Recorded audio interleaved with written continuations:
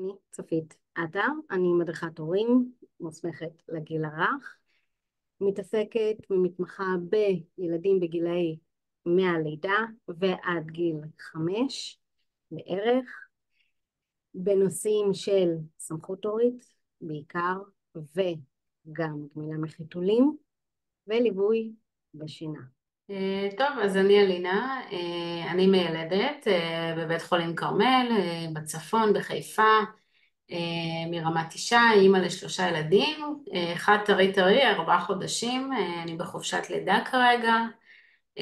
מעבר להיותי מיילדת ועובדת גם בהיריון בסיכון וגם בבית חולים בחדרי הלידה, אז יש לי גם תואר שני בבריאות האישה, ואני ככה מתמחה כל מה שקשור גם למגדר ובריאות האישה, קצת גיל המעבר, גיל ההתבגרות, כל האורך, מה שנקרא, לכל האורך, אבל כרגע אני באמת מתמקדת יותר במיילדות, זה הבייבי שלי. ובחופשת לידה כמובן שאני מדגדג לי הכל ואני לא יכולה לשבת בשקט, אז מעבר ללגדל ילדים אני גם פתחתי עסק ואני עושה הכנה ללידה פרטית מותאמת אישית לבני זוג גם ונשים מן הסתם.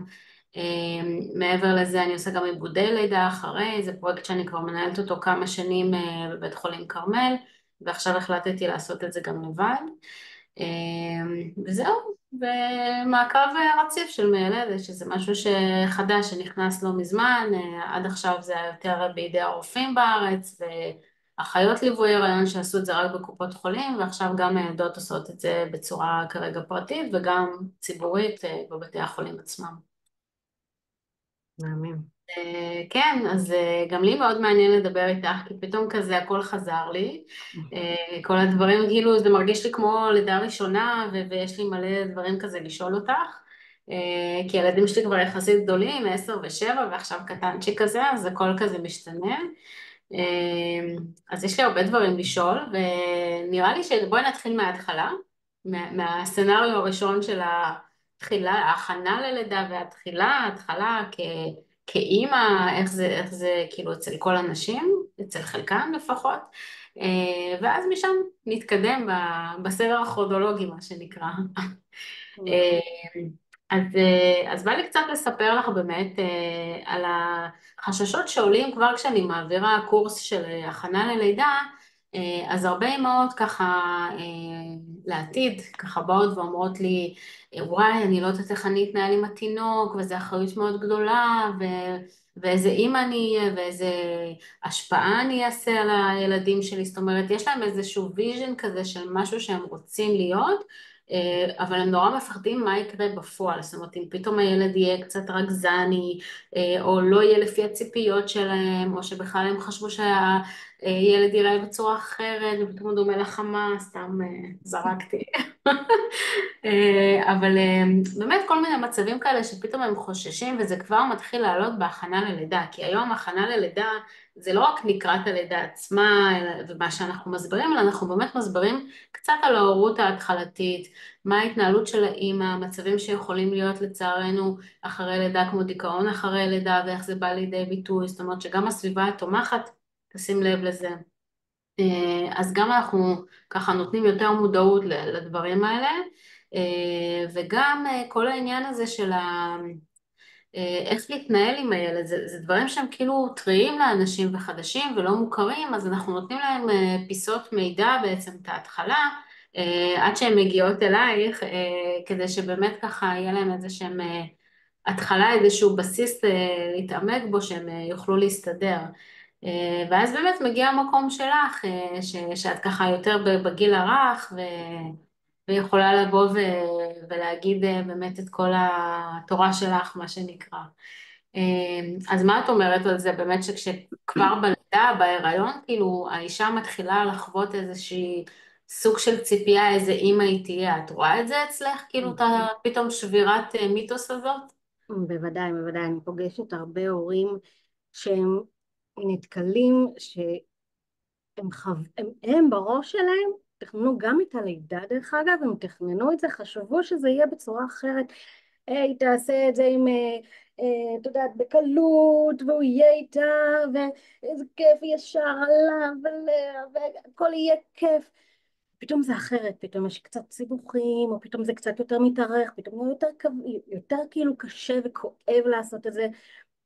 פתאום גם כן ההרגשה האישית שלאחר מכן כשהם חוזרים, זה משפיע על כל התא הזה, על ביניהם, ועליה איך שהיא מרגישה, ואיך שהיא חשבה, אוקיי, זה לא בדיוק כמו שאני חשבתי שזה יהיה, אז גם כל מה שאני רואה את עצמי אהיה כאימא, זה יכול גם לא יהיה אותו דבר. וזה המון חששות במהלך כל ההיריון וכל החופשת לידה, שבחופשת לידה דווקא אנחנו רוצים יותר להיות רגועים, ועוד יותר מכניס אותנו. כן. כשהתינוק מתחיל לבכות, פתאום אנחנו, כן, אנחנו חשבנו שאנחנו נוכל לטפל בזה הרבה יותר בנוח, בנוחות, והוא יהיה שקט, וגם אנחנו שומעים את כל מה שמסביב. מה אצלי? הוא ישן? בכיף. אבל בואי, זה לא באמת ככה. זה לא הוא ככה. מתעורר לך כל 20 דקות פה, כל זה, כל ככה, ופתאום זה משתנה. כל מה שבאמת חשבת ורצית שיהיה, וזה לא שאת לא ככה. פשוט הדרך קצת היא קצת אחרת, קצת שונה ממה שחשבת שהיא תהיה.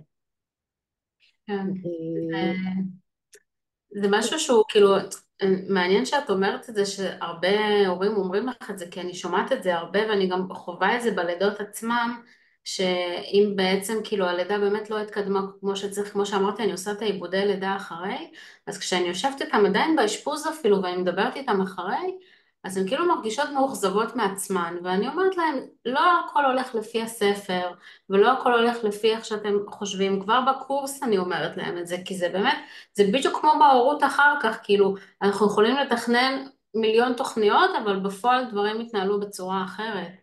כמו שהילד רוצה, או פתאום יש כל מיני בלת"מים, אז אי אפשר לדעת. זה באמת מעניין שאת אומרת את זה, שזה כבר, הן מזכירות את הלידה בעצם, כדי כאילו, שכבר משם מגיע המקור של הבעיה נקרא לזה, כאילו שהן כבר מרגישות שהן לא עמדו בציפיות מסוימות.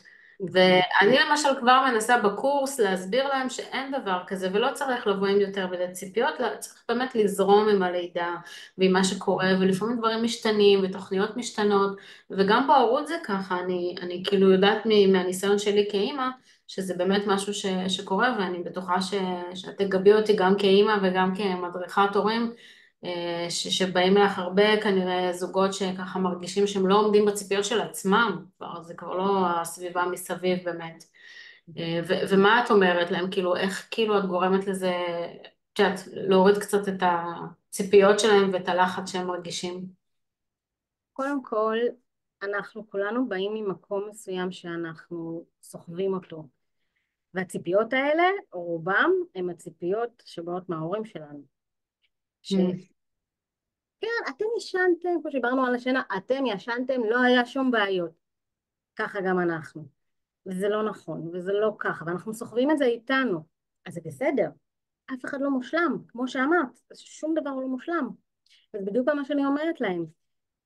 אנחנו לומדים עם הזמן גם להכיר אותנו וגם להכיר את הילד עצמו. הילד עצמו הוא נותן לנו איזשהו דרך מסוימת, גם הוא חווה דרך מסוימת.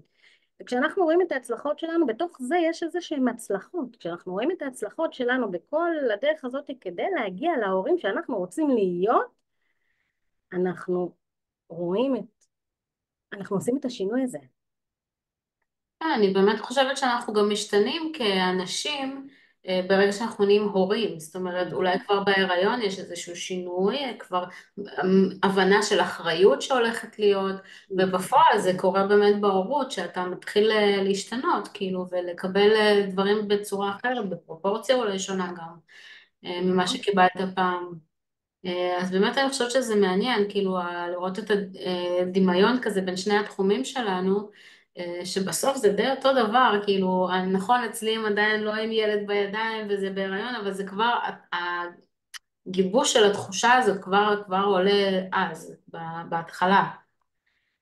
כן, זה ממש מעניין, ואני תמיד אומרת שכאילו יש את המשפט הזה, אמא טובה דייה, שתמיד הן כאילו רוצות להיות הכי מושלמות, אבל אין דבר כזה, זה לא קיים, כאילו בואו תצאו שנייה מהישנו כל הלילה, וזה זה סתם, כאילו אין דבר כזה, ומי שאומר לכם משקר, אני לא יודעת, הילדים שלי, יש לי 3 כאלה, אף אחד לא ישן בלילה עד היום. גם בתור מדריכת הורים זה לא, זה לא נכון. אנחנו גם כמדריכות הורים, גם כמדריכת הורים, אני כאימא לילדה בת 4.5 ו5 כי היא מזכירה לי כל יום, אני גם חווה את זה איתה, זה לא שאני לא חווה את זה. אני אימא כמו כולם, וגם אני לומדת להכיר ולשנות את זה. אז זה שאני מדריכת הורים זה לא אומר שאני מושלמת, אין פה שום וואי, דבר זה מה זה מושלם. נכון. זה ממש ככה. אני כאילו, הרי מיילדת, מה זה, זה אחות מוסמכת בסופו של דבר. אז נגיד כשהילדים חולים, אני מכירה את כל המחלות ואת כל הזה, אבל בסוף אני אימא, אני כאילו יכולה להיות מודאגת מכלום. נכון. כאילו, דווקא ההפך, אנחנו בדרך כלל יותר היפוכונדרים האלה שבאים מהתחום. אבל כן, יש בזה, את צודקת לגמרי, קודם כל אנחנו באמת אימהות, ואז זה בעניין של המקצוע והסמכות, ואני חושבת שזה גם עניין של ניסיון, ככל שיש לך יותר ניסיון בתחום מסוים, אז אתה יותר רגוע, נגיד עם הילד השלישי, אז יחסית אני, אפשר להגיד, קצת יותר רגועה מהילדה הראשונה, גם הגיל עשה את שלו לדעתי, כאילו בואי זה, יש הבדל של 10 שנים בסופו של דבר. נכון. אז זה גם משהו אבל אני בטוחה שגם אם ילד שלישי מגיעים אלייך לפעמים שהוא מראה את האופי שלו. בדיוק, כי באתי להגיד על זה, כעיקרון יש גם הרבה הורים שהם, הילד הראשון עבר לי מעולה, הוא היה ילד טוב, היה זה, פתאום הילד השני או הילד השלישי, מה זה לא אותו דבר, נכון? כי שום דבר, אף ילד הוא לא אותו דבר, נכון, כמו שאנחנו זה יודעים, אופי, כן, נכון? אבל ההכנה שבעצם, כשאת עושה את זה בהתחלה, את ההכנה לקראת הלידה, זה כל הזמן עושה סוג של בסיס כלשהו להורות עצמה, גם ללידה, גם לכל התהליך שבא אחרי זה. כן, זה נותן איזשהו מקום בטוח שאנחנו מכינים את עצמנו למה שבא, כי אנחנו לא באמת מוכנים לזה. אבל זה נותן לנו איזשהו בסיס ואיזשהו מקום בטוח שאנחנו הולכים לקראת זה. וזה מאוד חשוב לעשות את זה, וזה מה שאת עושה, זה דבר שהוא מאוד מאוד מבורך, ואני כמי שעשה להכנה ללידה, אומנם דרך בית חולים, אבל עדיין אני הרגשתי עם הרבה יותר ידע והרבה יותר מוכנה ללכת לחדר לידה, מאשר אם אני הולכת כי ככה, אני יודעת. כן, קראתי, הסתכלתי, אני יודעת, אספתי את המידע. לא, אני ישבו איתי, הסבירו לי, אני קיבלתי את זה, אני קיבלתי נתתי שאלות וקיבלתי תשובות. זה מה זה מבורך, ואני ממליצה את זה באמת לכל הורה והורה וכל זוג שמגיע אליי, שהם באים עם חששות כאלה, כי את יודעת, הם מכינים את עצמם, יש את כן, מכינים לפני כן גם מבחינת ממש ממש קרוב ללידה, של מה מהמם. אנחנו עושים מבחינת להרגיע, מבחינת הזה, מבחינת זה, רגע, רגע, קודם בואו כל, נעבור קודם את הלידה. בדיוק, תתכוננו, תכינו את עצמכם, תחוו את הרגע, ואחרי זה תיגשו לזה. ומה כן. שאת עושה זה פשוט דבר מבורך, שהוא הכי חשוב, קודם כל לבנות את הבסיס הזה, לפני שנכנסים להורות, בוא נקרא לזה. אני מסכימה עם מה שאת אומרת, כי באמת העניין של ההכנה זה לא רק לתת את המידע וזהו, זה כל אחד יכול לעשות. אני באמת עושה להם הכנה שהיא מותאמת להם, לזוג שמגיע אליי. הייתי עושה את זה מלא שנים גם בבתי חולים, ובאמת ניסיתי ככה, כי למרות שזו קבוצה גדולה, לתת את העניין של ההכנה ללידה, זה כל אחד יכול להעביר את הידע המקצועי, זה באמת לא בעיה, אבל ברגע שאני עושה את זה באמת פרטי מול זוג אחד ואני מתאימה את זה אישית, לזוג שנמצא מולי, גם כשהייתי עושה את זה בבית חולים, אז הייתי עושה את זה מלא שנים, אז בגלל שזו קבוצה גדולה, באמת ניסיתי להתייחס לכל זוג וזוג עם השאלות שהם מגיעים, אבל בסופו של דבר אתה לא יכול לתת את כל התשומת לב לכל אחד. ועכשיו שאני עושה את זה פרטי, אז באמת אני יכולה לתת את ההתאמה האישית הזאת וגם את ההכנה הרגשית שכל זוג צריך. זאת אומרת, כמו שאמרת, שהם מגיעים אלייך לפעמים בהיריון, שהם רוצים לדעת מה לעשות עם הילד ישר אחרי, ואת אומרת להם חכו, קודם תעברו באמת את התהליך של הלידה. אז באמת כאילו צריך לעשות איתם איזושהי הכנה גם רגשית, כדי שהם יוכלו להפנים את מה שאת בעצם מסבירה. זאת אומרת, אני, לא מזמן באמת הייתה לי אישה, שטיפלתי בה ועשינו הכנה ככה ללידה מקצועית ואת כל העניינים, הסברתי להם תנועות והכל, ואני רואה שהיא לא איתי, היא פשוט לא איתי, ואני אומרת לה, בואי נעצור דקה, בואי דברי איתי, מה קורה? אז היא אומרת לי, אני כאילו בחרדה, מה הולך להיות אחרי? היא כאילו כל הזמן חשבה על היום שאחרי. אז אמרתי לה, את לא לבד, יש לך תמיכה, יש לך סביבה שתומכת בך, יש היום אנשי מקצוע כמו צופית שיוכלו לעזור לך, זאת אומרת, את לא לבד, אבל תני שנייה לעצמך את המקום לחוות את הרגע הזה, זה לא רגע שחוזר.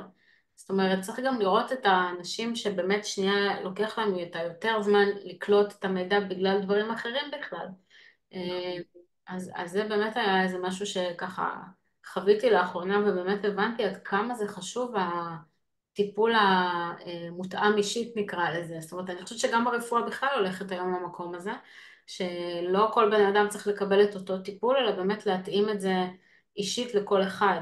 נכון, אה, לצערי המערכת שלנו עוד לא בנויה מספיק טוב, מערכת הבריאות, בשביל לתת את האופציה הזאת בצורה ציבורית לכולם במידה שווה, ולכן אנחנו גם עושים חלק מהדברים בצורה פרטית, אבל היום יש כל כך הרבה החזרים וסבסודים, ומה שאני ואת עושים, אז באמת זה כאילו דברים שחבל לא להשתמש בזה, באמת, אני כאילו חושבת שכל אישה שיולדת צריכה לעבור עיבוד לידה, כל אישה שיולדת צריכה לעבור, לפני לידה צריכה לעבור את ההכנה ללידה, וגם אם היה לי אותך בלידה הראשונה, זה היה כל כך מקל עליי כאימא, כי באמת יש כל כך הרבה דאגות וחששות, ומה אני עושה נכון, ומה אני לא עושה נכון, ואני עוד מישהי שלמדתי את כל זה, ועדיין הרגשתי שאני צריכה את האיש מקצוע הזה לידי, שכאילו ייתן לי את הביטחון של מה שאני עושה זה בסדר. מבינה מה אני אומרת? אז זה באמת... כאילו מרגיש לי שמערכת הבריאות שלנו קצת מפספסת דברים, בכלל כל המערכות בסביבה שלנו קצת לא יושבות נכון, מספיק טוב, כאילו נגיד אם אחות טיפת חלב אז הייתי צריכה לבקש ממנה שתבוא אליי הביתה לראות כדי שהכל מותאם בסביבה, כי ידעתי שזה משהו שעושים, היא אומרת לי לא, את אחות, את לא צריכה שאני אבוא. אה, וזה נורא הקשה עליי, זאת אומרת, כאילו, מה אני אגיד לה? לא, טוב, בסדר, אמרתי לה, בסדר. כאילו, בסוף לקחתי מישהו פרטי שתסתכל אם הבית בטיחותי מספיק ושהכול בסדר, אבל זה משהו שצריך להיות במערכת הרגילה לדעתי. נכון, נכון. יש הרבה בסדר, פעמים, וזה אנחנו שם, לעזור למי שצריך. נכון, אני רוצה להעלות נושא שחשוב לי, העניין הזה שדיברנו על זה שבאמת האמא מרגישה בצורה מסוימת, ואז בפועל, כאילו כשאחרי הלידה, היא כאילו לא מתחברת מספיק לתינוק, או שיש כל מיני מצבים שהיא קצת, היה לה אולי קשה בלידה, או פתאום היה ניתוח, או כל דבר אחר שגרם לה פחות להתחבר אליו. איזה שיטות את ממליצה, למשל, שאפשר לעשות בשביל ליצור אולי חיבור מחדש? כי אנחנו יודעים שכאילו... אני כל הזמן אומרת לאנשים, כמעט אף אחת לא מתאהבת ישר בתינוק שלה. זה לא נכון, קיים. זה נכון, מיתוס. כאילו, בואו נדבר דוגרי. זה לא עובד ככה. יש הרבה אנשים שבאמת שמות אור לאור את התינוק וגורמות לו להתחבר אליהן, אבל בפועל אנחנו לא מתאהבות בהם ישר. זה לוקח זמן. נכון. אז אני באמת רוצה לשאול אותך, בתור מדריכת הורים, כאילו, איזה שיטות את ממליצה בשביל לגרום לאיזשהו חיבור ראשוני, במיוחד לאימהות שאולי יש להן קצת יותר... ככה קשה. סכנה לדיכאון או דכדוך אחרי לידה, שאנחנו יודעים שזה, דכדוך זה 80% מהנשים אגב. זה משהו נכון, שהוא נורא, בוא ננרמל את זה שנייה, לא מדברים על זה כמעט, אבל זה משהו שהוא קיים. אה, נכון, יש את הבלוז שהוא כן, מיד אחרי, ויש את הדיכאון לאחר לידה שהוא ממשיך, ממשיך, באמת, יכול להגיע גם כמה חודשים לאחר מכן ופתאום להתפרץ. נכון. אני לא הזכרתי את זה בהתחלה, אבל אני גם כן מדריכת כיסוי תינוקות.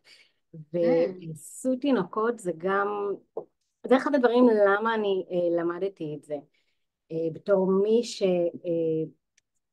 אוהבת ילדים, מאוד אוהבת תינוקות. וזה משהו שבאמת מחבר, באמת עושה את החיבור, ולמה? כי בעיסוי, זה יש לכם רגע, זה רגע קסום שהוא רק האימא או ההורה עם התינוק. זה המגע, זה הדיבור, זה הקשר הישיר עם התינוק, זה לא רק הטיפול של לקחת אותו כן, לישון, להאכיל אותו, זה הרגע הקסום הזה ביחד, וזה, וזה בסדר להרגיש אני לא מתחברת מיד, כמו שאמרת, זה בסדר להרגיש שאני לא מתחברת מיד, כי זה באמת כמו מתאהבות עם הבן זוג, לא כולם מתאהבות מיד, זה יכול לבוא אפילו אחרי שהתחתנו פתאום גילינו, אבל זה לא תמיד ככה שאנחנו מתחברים מיד, גם עם התינוק זה ללמוד אותו, להכיר אותו, פתאום להבין שאנחנו משתנים במיוחד בשביל הילד או בעקבות הילד. כן, אז פתאום הם מבינים שהם צריכים עוד איש מומחה נוסף כדי שיעזור להם בעצם להקל ולהבין את הקושי שהיה גם בלידה, גם במהלך ההיריון. אז אחד הדברים שאני ממליצה זה העיסוי תינוקות, לקחת את הרגע הזה לעצמכם, בין אם זה עם קבוצה, בין אם זה פרטני, אבל לקחת את הרגע הזה עם התינוק, להתחבר, כי זה, אומרים לשים, כמו שאמרת, לשים על הגוף אור אל אור, אבל גם זה חלק מהמגע, זה החיבור הזה, כן, זה נורא מקשר. זה מאוד מקשר, כי התינוק הוא חי את האימא, במיוחד את האימא, בוא נגיד ככה, אבל כשיש הורה נוסף שהוא למשל נדבר על הורים יחידים, אז זה גם כן הוא הקשר שלו, אז זה גם מקשר, גם אם זה אבא הוא הקשר שלו, אם זה מטפל מסוים זה הקשר שלו, אז כדי להתחבר העיסוי הזה באמת עוזר לזה, נותן לזה אישור וחוזק כמעט. אני אציין גם שאמרת לגבי העיסוי תינוקות, זה באמת בדרך כלל מתרחש בקונספט של קבוצה, או בקופות חולים מציעות את זה, אני יודעת, וגם במרחבי אימהות, בדרך כלל יש כל מיני סדנאות כאלה. אז מעבר לעיסוי תינוקות, שזה באמת מקשר אותך לתינוק עצמו, זה נותן לך מקום שנייה בטוח. אני פשוט ממש חווה את זה ברגעים אלה בחופשת לידה. אני הולכת למרחב אימהות, ובאמת יש שם לפעמים סדנאות כאלה שעושים שם ניסוי תינוקות, וזה הצחיק אותי, כי אמרתי, מה אני עם ילד שלישי, מה אני אבוא לסדנת תינוקות עכשיו, לעיסוי תינוקות? אני יודעת מה אני צריכה לעשות. אז אמרו לי, לא, זה לא העניין של העיסוי עצמו, זה העניין שאת מגיעה למרחב, וכולם באותו מצב כמוך, ואפילו אולי מהניסיון שלך תבואי ותספרי איך את חווית את הלידות הקודמות, וזה נותן להם את הביטחון הזה, ולהבין שכולם באותה תמונה, שכולם לא נכון, ישנות בלילה, שכולם עם גזים בהתחלה, ובאמת כאילו להבין שאת לא לבד, כי נכון, באמת באיזשהו מקום ברגע שהבעל חוזר לעבודה וילדים במסגרות, זאת אומרת ואת באמת נמצאת לבד עם התינוק, זה גורם קצת למצב של כאילו להרגיש לבד. כאילו אני לפעמים באמת מרגישה שאני כאילו כמה שאני אוהבת אותו והכל, אני כאילו מרגישה שאני שנייה צריכה לדבר עם מישהו מבוגר. כאילו עד שבעלי מגיע הביתה אני צריכה כאילו שנייה להתפקס, אני לפעמים עונה לו היי מה קורה כזה, ואז הוא אומר, הנה הכל טוב. אז כאילו כן זה באמת ככה, ברגע שאת נמצאת במרחב הזה, זה מצב שאת כאילו לא נמצאת לבד, כאילו באמת האנשים שם מבינות אותך כי אנחנו באותו מעגל, וזה באמת מעגל תמיכה מעולה שקיים עכשיו בכלל בתקופה האחרונה לדבר, יש הרבה נשים שהבעלים במילואים, אז זה משהו שבאמת יכול לקרב ולתת תמיכה אחת לשנייה, זה לדעתי ממש מבורך העניין הזה של עיסוי תינוקות או כל פעולה אחרת שבאמת יכולה להוציא אותך מהבית ולהגיע למעגלי תמיכה כאלה. זה נכון, מקסים, ובנות תחפשו את זה, באמת, זה מעולה, כאילו, הדבר הזה. נכון, אמ, כן, אז כן, זה באמת משהו שהיה לי חשוב לדבר עליו. נכון, עכשיו אני רוצה לשאול אותך באופן אישי משהו. אני עם 3 ילדים. כן, עכשיו, היה אישו, כאילו, נכון, השתיים הקודמים באמת זה היה יחסית פערים גם קטנים, אז כאילו, הם גם היו בגיל מאוד קטן, אז לא הרגשתי כל כך את העניין הזה של הרגרסיות נקרא לזה, זאת אומרת, יכול להיות שהיה, ולא הייתי כל כך פנויה לראות את זה, אני לא יודעת, אבל לא הרגשתי את זה כל כך. ועכשיו שהם קצת יותר גדולים והם מבינים מה זה תשומת לב וקנאה, וגם ביניהם הם כאילו לפעמים קצת מרגישה שאני הבורר שם, פתאום שיש אח קטן, אז כאילו אני נורא פחדתי, כאילו, להביא אותו לתא המשפחתי שכבר יצרנו, כאילו, אני באמת אפילו, אני זוכרת שהתייעצתי לפני הלידה עם מדריכת הורים, וכאילו דיברנו על זה קצת, שאמרתי לה, איך אני מראה את זה באור חיובי, שהם כאילו הבוגרים פתאום, נורא נורא היה לי קשה להבין איך אני עושה את זה, באמת שהתינוק הקטן והחמוד הזה שהולך לקחת את רוב תשומת הלב שלי, אין מה לעשות, כי באמת פיזית זה מה שהם צריכים בהתחלה, ועדיין לתת את המקום לגדולים, כאילו, שיקבלו אותו.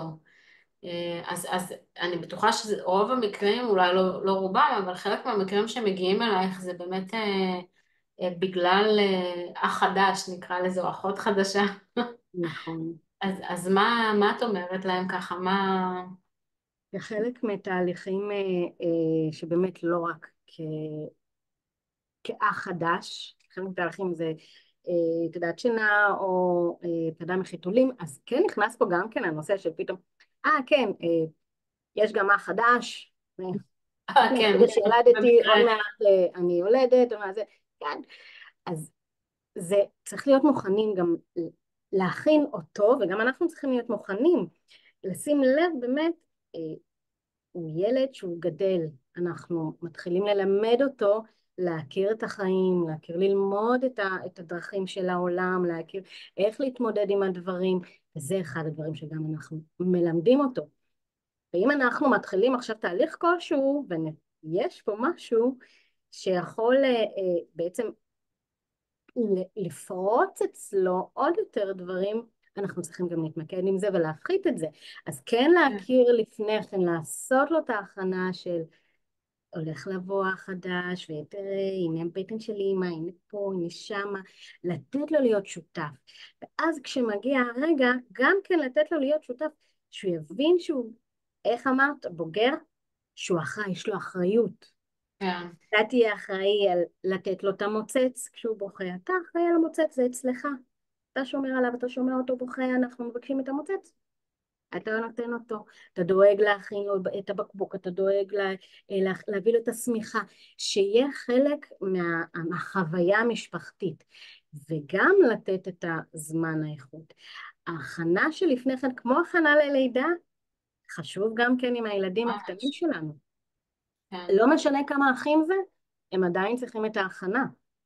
הם יכולים להיות גם בגיל 10, אז הם כן, חיים את אצלי החיים זה בדיוק שלהם. המקרה, כן, זה ממש מעניין שאת אומרת את זה, זה כאילו הסתגלות למצב שהוא חדש, מבחינתם זה, יש פה קנאה, יש לא משנה בני כמה הם לדעתי, כאילו, אני חושבת שככל שהם אפילו יותר גדולים, זאת אומרת, אני לא מדברת על גילאים של התבגרות כבר, שיש יותר הבנה, אלא באמת כאילו בגילאים של, לא יודעת, 4, 5 כזה, שיש כבר הבנה של מה זה תינוק ומה אמא צריכה לעשות, אבל הקנאה היא, כאילו פתאום התשומת לב שהם רגילים לקבל, היא מתחלקת.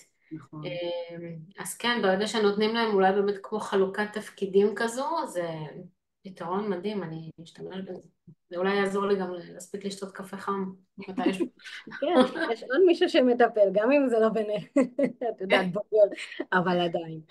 כן, תשמעי, זה ברגע שיש להם, גם את יודעת, בגיל שנתיים נדבר על זה, בגיל השנתיים הנורא, כן, אז אנחנו מלמדים אותם את האחריות, וכשהם לומדים את העצמאיות הזאת, יש להם סוג של חלק, אני שייך למשהו, אני חלק מהמקום הזה. אז עכשיו אמנם יש לי אח חדש, אבל אני יש לי אחריות ואני עצמאי. אני לומדת את הדרך הזאת, אני רוצה להיות עצמאי הרי. אני וזה חושבת גם, שגם כשהם מצליחים, זאת אומרת, נגיד, נתתי לו את המוצץ והוא נרגע, ואתה נותן לו אולי איזה פידבק חיובי, אז מה זה מעצים אותם? כאילו, וואי, אני הצלחתי, וזה נכון, נראה לי מדהים, באמת המצב הזה. נכון. אבל מה קורה, נגיד אם באמת יש, פתאום את רואה איזושהי רגרסיה, דיברת על גמילה מחתולים, מחיתולים, זה פחות אנחנו בקטע, אבל באמת, כאילו פתאום יש את העניין הזה של איזושהי רגרסיה או התקפי זעם, דברים שאת לא רגילה לראות בילד שלך, זאת אומרת זה לא היה ככה. את באמת יכולה להבין שזה כאילו ממקום של תשומת לב שהם רוצים, או שזה בא ממקום אחר? זה תלוי במקרה, תלוי באיך זה בעצם, איך זה בא לידי ביטוי. מהמם. אם סתם דיברנו על פרידה מחיתולים, הוא עושה פתאום קקי על הרצפה, ומול העיניים שלך. הוא מסתכל לך בעיניים ועושה לך קקי על הרצפה. זאת אומרת שהוא מצפה לקבל ממך איזושהי תשובה, איזושהי תגובה, הוא רוצה את היחס. מהמם. אז זה תלוי גם כן במקרים. שוב, זה משהו קטן שאני נותן, כי יש פה עוד הרבה דברים שמתקשרים לזה. אנחנו צריכים כן. להסתכל ולהבין מאיפה זה נובע, אם זה נובע מהשליטה, אם זה נובע באמת, אם זה שליטה, ופחות הנושא של הקנאה. אם זה הרצון שיראו אותי, אז זה הנושא של הקנאה, של השייכות, ואז לבודד את זה ובאמת לתת לו את המקום, לתת לו את המקום שלו, לתת לו את הזמן האיכות, להתייחס לזה, להכיל אותו ולהחזיר אותו למקום שאתה שייך, אתה חלק לזה, גם אם לא התחילו בהתחלה לתת לו את התפקידים, אבל נכנסתם לסוג של תהליך כלשהו, ועכשיו אתם קולטים שיש פה איזשהו רצון להיות שייך, זה בסדר אם אתם עושים את זה באותו הרגע, אבל אם עשיתם את ההכנה, תמשיכו עם זה, תיתנו לו את העצמאות, לתת לו את השייכות הזאת. ובתהליכים כאלה, באמת חשוב לתת את השליטה ואת השייכות, שלא ירגיש באמת, יפתח את הקנאה עוד יותר, שכשהם גדלים, מי כמוך יודעת, כשהם גדלים, הקנאה מתפתחת יותר לריבים, יותר כן. למקום שלי, הוא לקח לי ולא, למה עוד מרשה, למה לזה, מה לפה, לשמה, במיוחד כשיש יותר מילד אחד. ואנחנו גם מלמדים אותם איך בעצם להתנהל ביחד. וכשמדובר באיך אנחנו מנגישים שיש ילד, והרצון שלו להיות שייך, זה גם מתקן בתהליכים לאחר מכן. זה מוריד את כל העוצמות האלה, בוא נקרא לזה, נגיד ככה. את זאת אומרת, העוצמות אבל של אני כאילו הריבים. חושבת בקול רם כזה ביחד איתך, נגיד קורה מצב כזה שאת רואה שזה כביכול הילד מצפה לאיזושהי תגובה, לדעתי לא אכפת להם אם זו תגובה חיובית או שלילית, רק לקבל איזשהו יחס. איך נכון, אני כהורה צריכה לקבל את זה, בשביל באמת להסביר לו שמה שהוא עשה נגיד זה לא בסדר, אבל להסביר לו שאני פה בשבילו ושאני עדיין מפנימה ומקבלת ואני איתו למרות שיש אח חדש למשל. זאת אומרת, זה סוג של כאילו, הרי אני מבינה למה הוא עשה את זה בסופו של דבר. נכון, אני חושבת שרוב ההורים מבינים שכשילד עושה משהו שהוא כבר מזמן לא עשה, נגיד כמו עשיית צרכים, או פתאום לשקר, או לא יודעת, תלוי כמובן בגיל של הילד, אבל עושה משהו שהוא לא, שהוא מצפה לאיזושהי תגובה, זה מה שחשוב לו, לא משנה לו מה. אז איך אני כהורה יכולה כאילו לטפל במצב הזה, בשביל לא לעשות טעויות נקרא לזה, כדי לקבל אותו כאילו ולהסביר לו שיש לו מקום. זאת אומרת, זו שאלה מורכבת כזאת, כן? אבל נכון. שזה בטח שיחה הדרכה בפני עצמה, אבל איזה טיפ קטן שכאילו את יכולה לתת כזה של לא יודעת, משהו כזה התחלתי עד שיתקשרו אליך ותקבעו שבאמת משהו שיעזור להתחלה, כי זה באמת מצבים שלדעתי קורים הרבה כשיש לך את ההתקפי זעם ואת נכון. הרגרסיות האלה אצל הילדים הגדולים יותר. זה קודם כל, אם נתייחס באותו הרגע, אז באותו רגע זה להגיב בצורה עניינית, לא בצורה של מה עשית, למה עשית את זה. כי ברגע שאנחנו מגיבים בצורה כזאת, זה עוד יותר גורם לו עכשיו אני אעשה את זה עוד הפעם. למה? כי אני מקבלת את התגובה הזאת בצורה עוד יותר טובה. אז בצורה עניינית, הכל בסדר, זה קורה, עשית. עכשיו אתה יודע שככה וככה. לאחר מכן, לחזק את כל הדברים כמו שאמרת, שהנה הצלחתי, לחזק את ההצלחות האלה. הנה הצלחת, דאגת לאח הקטן, איזה יופי שאתה כיסית אותו, כל הכבוד שאתה דאגת להביא לו את המוצץ, לשים לו את המוצץ, לתת לו שהוא יבין באמת, שאנחנו מהמם. רואים את זה שהוא מצליח, את זה שהוא באמת דואג והוא נמצא שם והוא חלק מאיתנו. וגם אני תמיד אני אוהבת את ההצלחות. יש מה שנקרא, זה כלי מדהים, שזה קשור להצלחות האלה, 5 הצלחות בסוף כל יום. פשוט להגיד לו, 5 הצלחות שאני ראיתי בילד. ראיתי, אפילו לא קשור לאח, ראיתי שניסית לבנות מגדל, עד שהצלחת. ראיתי שהצלחת לעלות במגדל, לרוץ, לתפוס ולעלות גבוה. ראיתי שניסית והצלחת לצייר פרח. הדברים האלה, 5 הצלחות ביום, הדברים האלה בסוף יום, הוא הולך לישון רגוע, שהוא באמת רואים אותו. כי מה הנושא של השייכות? זה שיראו אותו, הוא רוצה שיראו אותו, זה לא משנה באיזה דרך, רואים אותי. אז הוא מרגיש יותר בנוח עכשיו שידעתי, אני יודע עכשיו רואים אותי. אז החמש הצלחות האלה, להגיד לו, להעלות לו את זה, את היכולות שלו, את המסוגלות שלו, זה מקצר את הדרך, זה נותן לו את הפוש, את הדרייב, ומוריד את כל המאבקי כוחות, מוריד את כל לא את כל, אבל זה מפחית את ההתקפי הזעם, את הרגרסיות. אני מתארת לעצמי שזה גם עניין של למידה, שהוא פתאום יראה שרואים אותו באמת נכון? ומתייחסים אליו, אז זה קצת יוריד לו את המגננות האלה, ובעצם הוא יתחיל להבין שהוא מקבל פידבקים חיוביים כשהוא עושה משהו בשיתוף פעולה אולי. זה בדיוק. באמת משהו שלדעתי הקטע של החמש הצלחות זה טוב גם לזוגיות וגם לביטחון נכון? האישי שלי, כאילו לבוא בסוף היום, מה עשיתי טוב היום? נכון? זה נראה לי טיפ מעולה.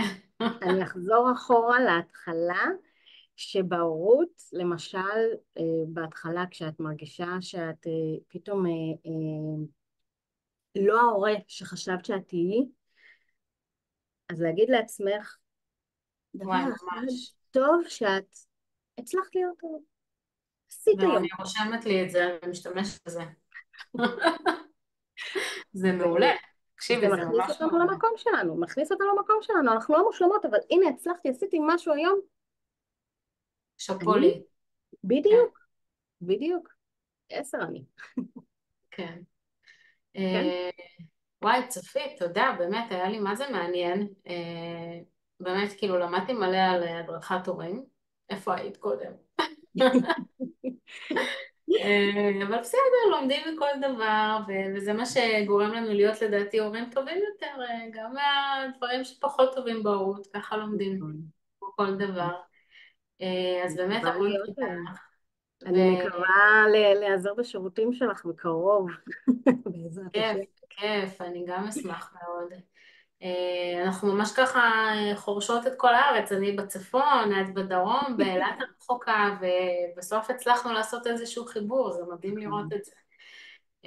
נכון.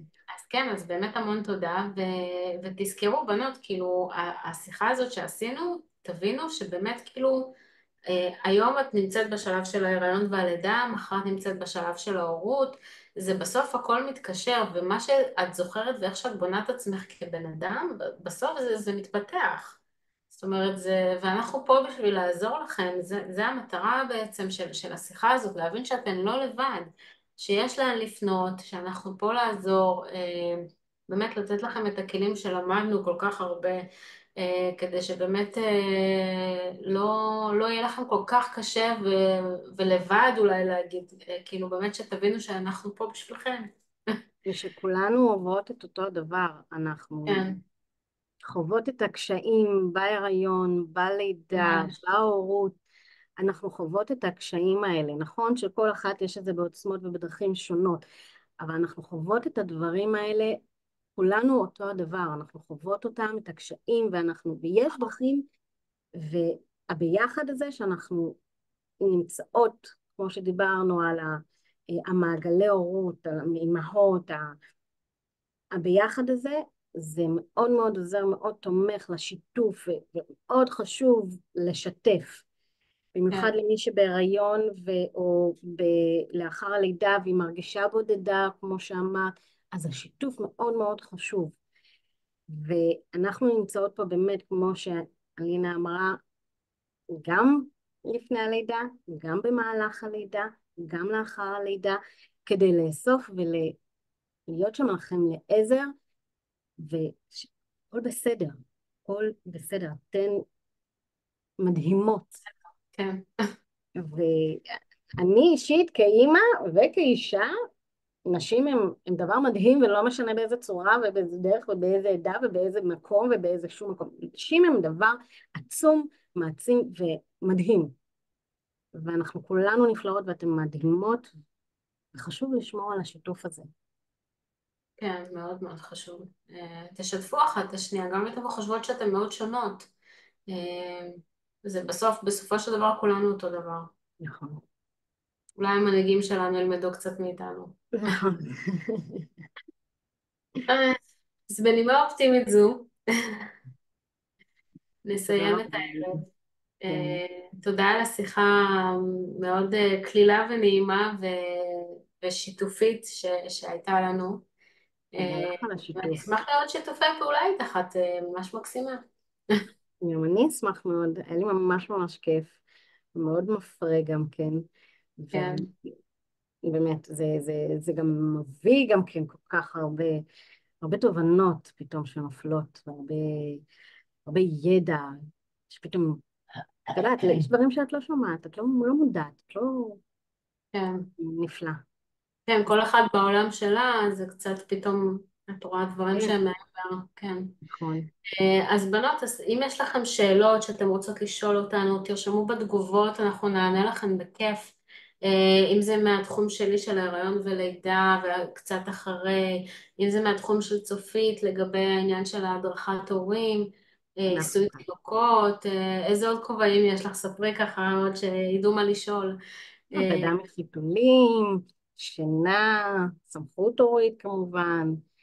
אנחנו כאן, אנחנו כאן. אז באמת תשאלו ותתעניינו, ויש לכם גם את הטלפונים שלנו פה, אז אנחנו פה בשבילכם. אז מחכות לענות לכם על השאלות. שיהיה לכם להתראות. ביי. ביי ביי.